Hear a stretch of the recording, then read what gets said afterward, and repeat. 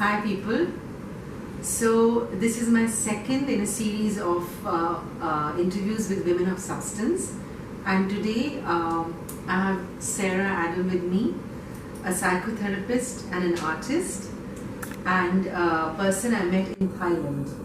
And this is a choice of residence that she made.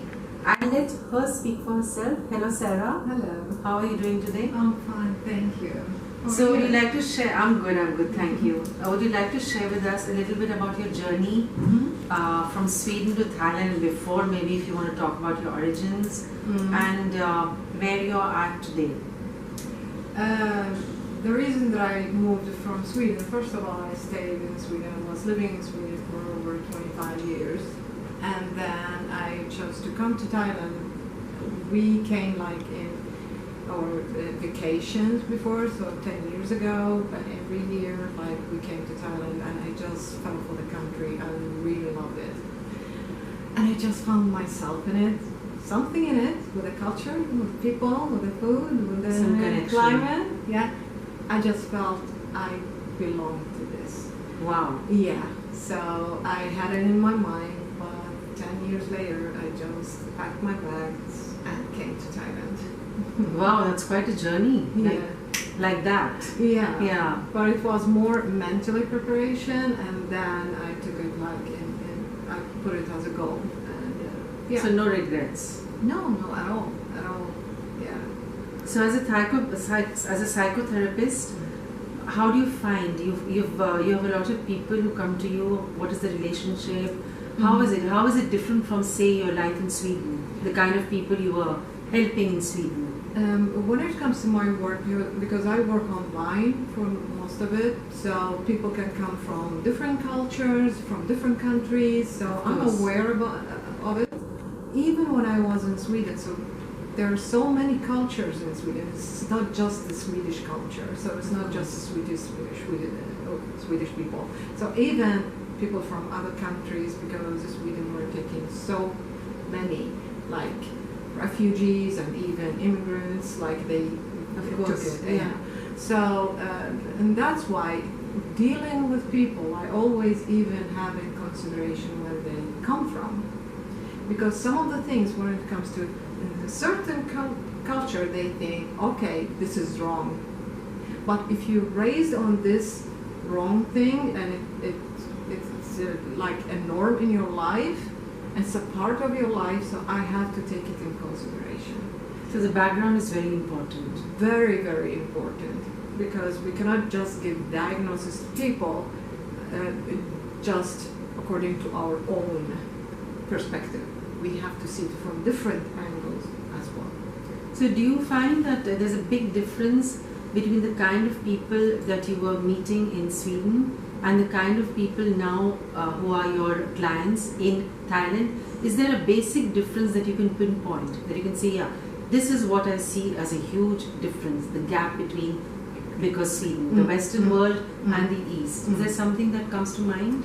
I still have clients, like even here in Thailand, they are from the Western world, so I still of have, course, yeah. So I do understand their how they think, their problems, where it comes from, and because of my background, so I can put them together. Because, yeah. So the biggest thing that I noticed here in Thailand about the average black people, generally, there is so much stigma about psychotherapy. Yeah. It's such a huge stigma when it comes to this. Okay, something is wrong with you, and that's why you're talking with the therapist. And I think it's exactly the opposite, actually. That means, because I don't believe there is any person on this like entire planet, which has no issue. We all have our issues. We all have things that to deal with, but we choose our tools to deal with these things. Some people avoid it. Some people just ignore it. Some people just pretend they don't have it. It depends how we deal with our problems. So when it comes to Sweden, people normally go to the therapist. They talk about it. There's no stigma about it. No, it's actually it's exactly the opposite. If you have any problem, you feel that you're down, even your friends or your family say, okay, would you like to seek help? Yeah. Yeah. So you use CBD, cognitive behavioral therapy? CBT, yeah. CBT, It's a yeah. cognitive behavioral therapy. What is it really?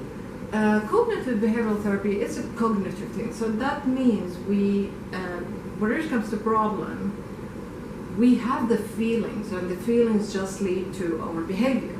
Correct. And we always concentrate on the feeling itself. Mm-hmm. And sometimes we say, okay, you behaved because you were sad, you behaved that way, or you were angry and that's why you're violent or whatever it is. But we don't go back to the thought itself, because the thought it produces that kind of feeling. Feelings are symptoms. Okay. They are not the causes, they are the symptoms of something that we thought about it. So when you think about something, you feel and then you behave. So if we go back to the thought and we understand it, we can process it, then we can change the perspective about it. That means we will feel differently. And when we feel differently, we behave differently. So it really is about going back to the origin of the behavior. Of the thought, yes. Yeah. Yes.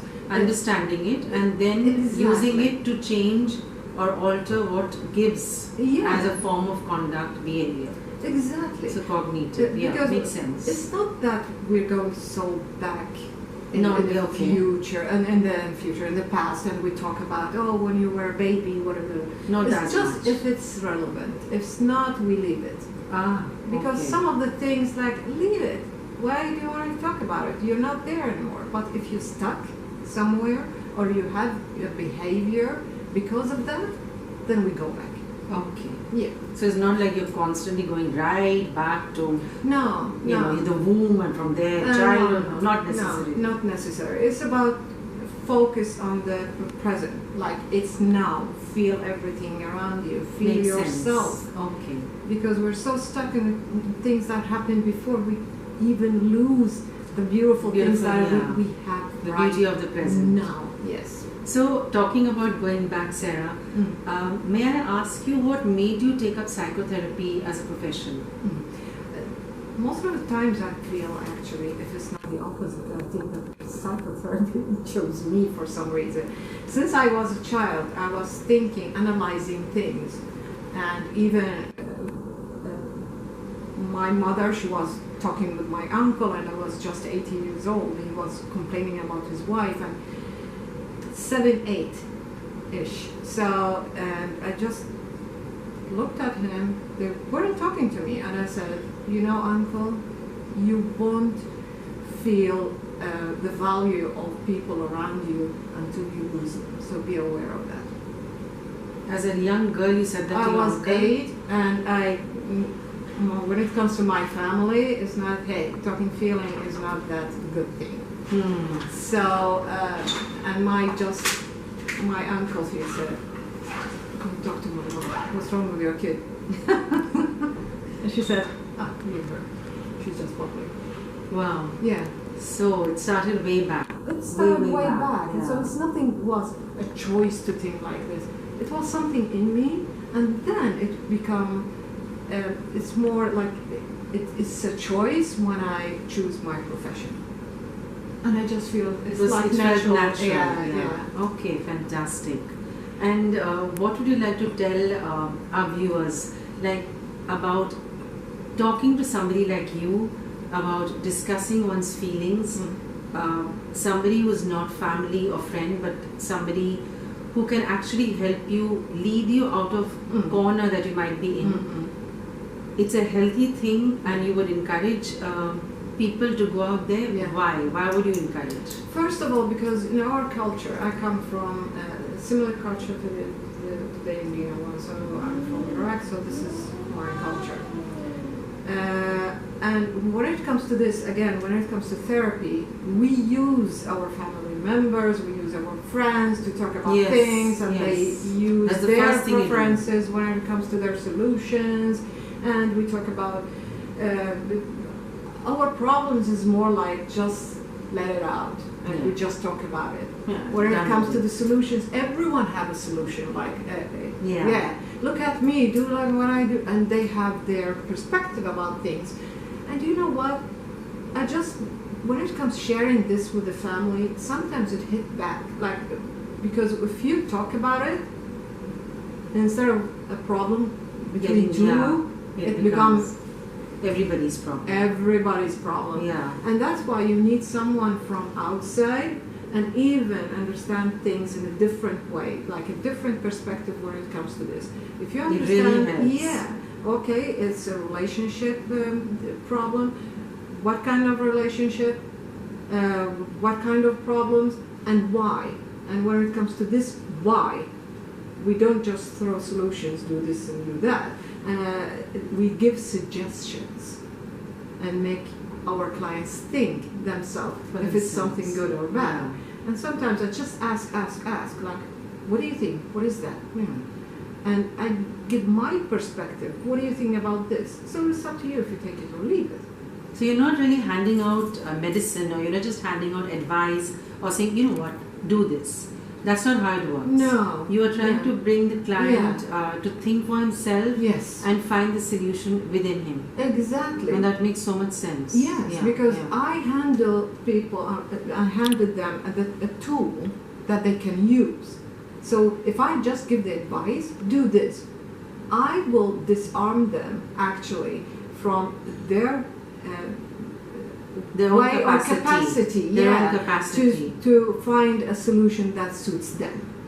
So I stimulate their thoughts or their feelings and their intellect actually to make the decision themselves. That's fantastic. Yes. And it makes sense, complete sense. Yeah.